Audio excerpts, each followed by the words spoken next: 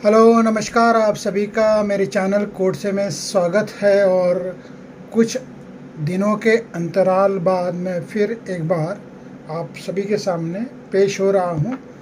और जैसे कि सिलसिला आईबीसी से जुड़े मसलों का है, तो उसी के बारे में मैं आज एक कंक्लूडिंग वीडियो बनाऊंगा जो आईबीसी से जुड़ा होगा। क्योंकि होता क्या है, मैं बोलता तो हूँ कि भाई कोशिश यही रहती है कि रोज़ाना मैं वीडियो बनाऊं, लेकिन कुछ ऐसे वाक़ये या ऐसे ऑक्यूपेशनल हैज़ार्ड्स आ जाते हैं। हालांकि वो रीज़न नहीं होना चाहिए, फिर भी ऐसा पिछले कुछ दिनों से ऐसा पाया गया है कि किन्हीं कारणों की वजह से रिसर्च पूरा नहीं हो पाता। और अगर अधूरा रिसर्च हो और उस पर कोई वीडियो बनाए तो वो भी मुनासिब नहीं है, क्योंकि half knowledge is always dangerous.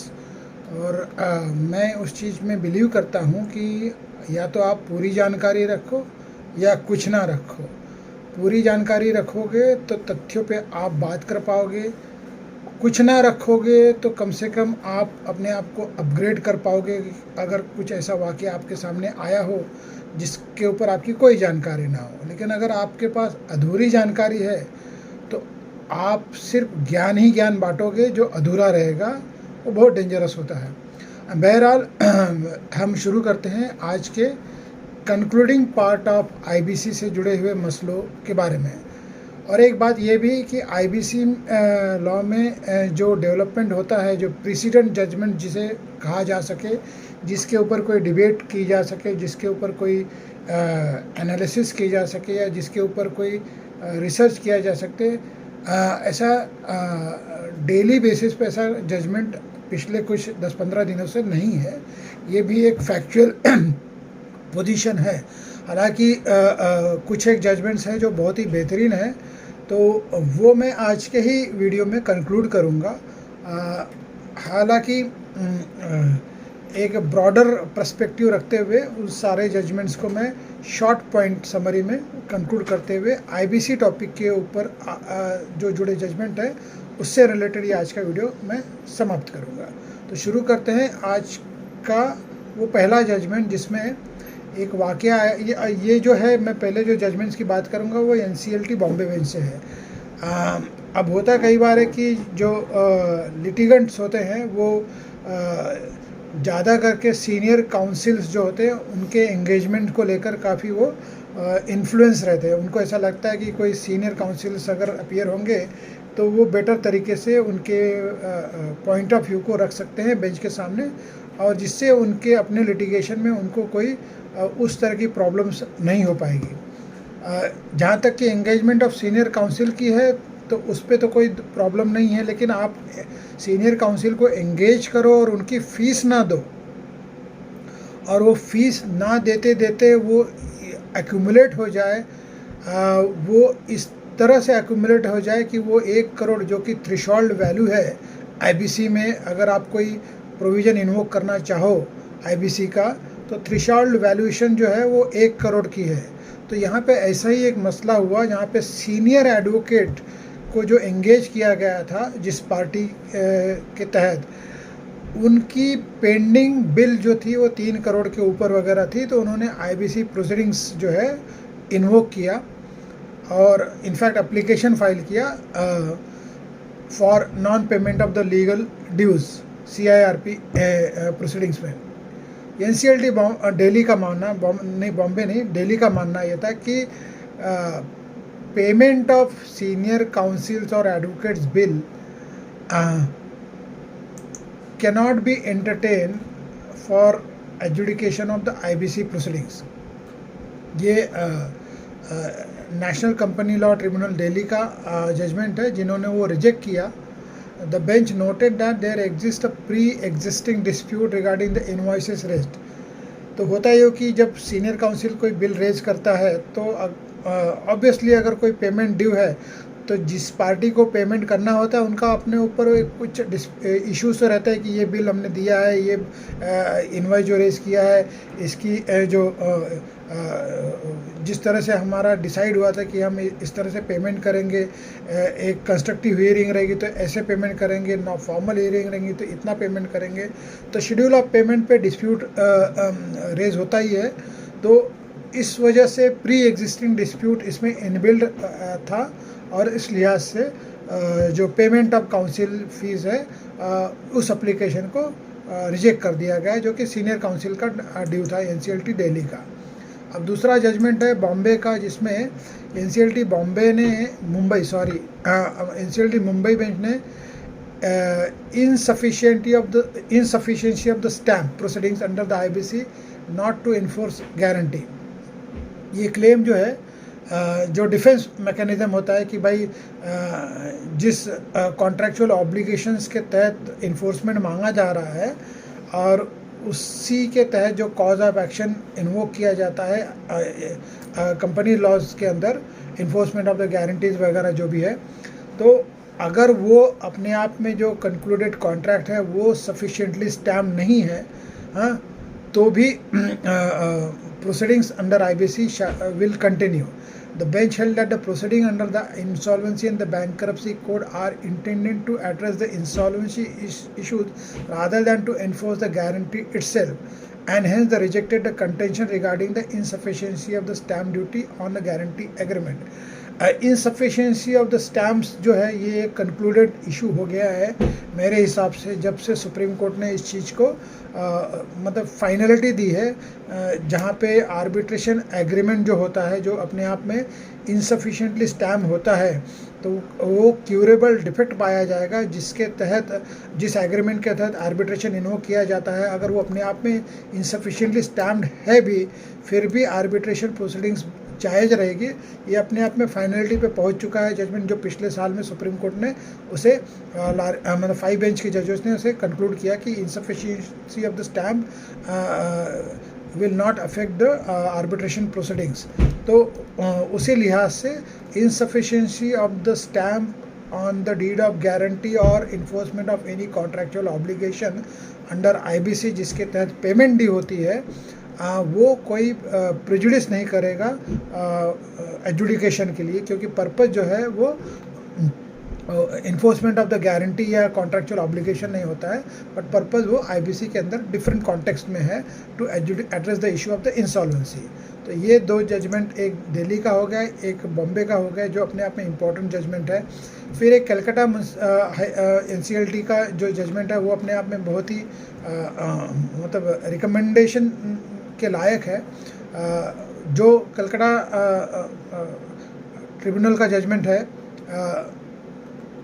नहीं ये कलकत्ता का नहीं, national company law tribunal government of India Mumbai bench, sorry ये मुंबई बेंच का है, जिसमें ये कहा गया है कि IBC provision will prevail over the Calcutta municipal corporation act. अब जब हम IBC बोलते हैं तो वो भी एक स्पेशल स्टैट्यूट है और म्युनिसिपल कॉरपोरेशन एक्ट वो भी एक स्पेशल स्टैट्यूट है, लेकिन जहाँ तक कि IBC से रिलेटेड प्रोविजंस के इन्वोकेशन की बात है तो उसमें जो प्रिवेलेंस होगा NCLT बेंच के सामने जो भी प्रोसीडिंग्स आती है IBC के अंदर, तो उसमें प्रिवेलिंग जो एक्ट होगा वो IBC होगा। ये शॉर्ट पॉइंट में अगर मैं बताना चाहूँ तो वो इस तरह का है। फिर NCLT बॉम्बे का या मुंबई का और एक जजमेंट फाइंडिंग है जो कि जजेस रेस्क्यूअल के ऊपर है। मतलब कई बार ऐसा होता है कि अमूमन ये कोशिश की जाती है लिटिगेंट के थ्रू कि किसी ना किसी बहाने जो है जो सिटिंग जज है वो रेस्क्यू कर दे मैटर की सुनवाई से, जिसे हम फोरम हॉन्टिंग कहते हैं। और कई बारी जजेस खुद ही रेस्क्यू कर देते हैं क्योंकि उनका कॉन्फ्लिक्ट ऑफ इंटरेस्ट रहता है, कभी ना कभी वो ईदर ऑफ द पार्टी के किसी लिटिगेशन में वो इन्वॉल्व रहते हैं या वो किस पार्टीज़ को वो पर्सनल तौर पे जानते हैं, इसलिए कॉन्फ्लिक्ट ऑफ इंटरेस्ट को अवॉइड करने के लिए खुद को रेस्क्यू कर देते हैं, क्योंकि जजेस भी अल्टीमेटली जो बेंच पे बैठते हैं वो प्रैक्टिस से ही होके आते हैं। तो इस लिहाज से लेकिन फ्रीविलस ग्राउंड पे जो रेस्क्यूअल मांगा जाता है वो एक प्रकार का फोरम हॉन्टिंग है जिससे डिस्करेज करना चाहिए। ये NCLT बॉम्बे का फाइंडिंग था। The national company law tribunal Mumbai bench जो है उन्होंने हेल्ड किया कि जजेस rescuing themselves based on the frivolous and baseless allegation would enable litigants to manipulate proceedings so select their preferred branches. In short, forum hunting को avoid करना चाहिए, इस तरह के frivolous application to rescue the presiding officer. तो ये important judgement है। इसके अलावा exchange of debit notes and pending MSME reference indicate plausible pre-existing dispute। ये NCLT मुंबई का ऑब्जर्वेशन है। The national company law tribunal sorry Delhi, मेरा एक हर बार का कन्फ्यूजन होता है मुंबई दिल्ली का, क्योंकि मैं दोनों जगह आते जाते रहता हूँ। तो national company law tribunal Mumbai का दिल्ली का ये फाइंडिंग है कि the exchange of the debit notes and the pending MSME reference indicates a plausible pre-existing dispute. Therefore, the bench held that if the corporate debtor raises a plausible contention about a pre-existing dispute, which is not just a moonshine or feeble legal argument, it would suffice for an adjudicating authority to reject the application filed under Section 9 of the IBC। यानी कि अगर already existing dispute है debit note और जो MSME reference होता है, MSME reference जो है वो MSME एक्ट के अंदर होता है, वो एक अपने आप में अलग चैप्टर होगा, उसमें अगर डिटेल में जाएंगे तो काफ़ी लंबा और लेंथी वीडियो बन जाएगा। तो इस लिहाज से जो एकेडमिक्स की बात करूं तो आप MSME एक्ट आप खुद ही पढ़ लीजिए जो अवेलेबल होगा। और third parties and multiple representation excluded from hearing section 7 और 9 IBC पिटिशन, ये NCLT कोची का है। The national company law tribunal Kochi bench has held that at admission stage of the petition under section 9 and 7 of the IBC, only corporate debtor and the financial creditor are considered necessary parties for hearing. Third party, including the intervention, do not have the right to be heard at the admission stage. The bench held that any allegation of fraud, deceit or fraudulent or malicious initiation of the corporate insolvency resolution process under section 65 of the IBC must be presented by the corporate debtor through the authorized representative. It held that tribunal will not entertain multiple representation in the matter of CIRP as the transaction is solely between the corporate debtor and the financial creditor। ये अपने आप में बहुत ही important judgement है। और NCLT Calcutta ने 1 लाख की penalty impose की on Indian bank for misguided insolvency petition against the personal guarantee already undergoing insolvency proceedings.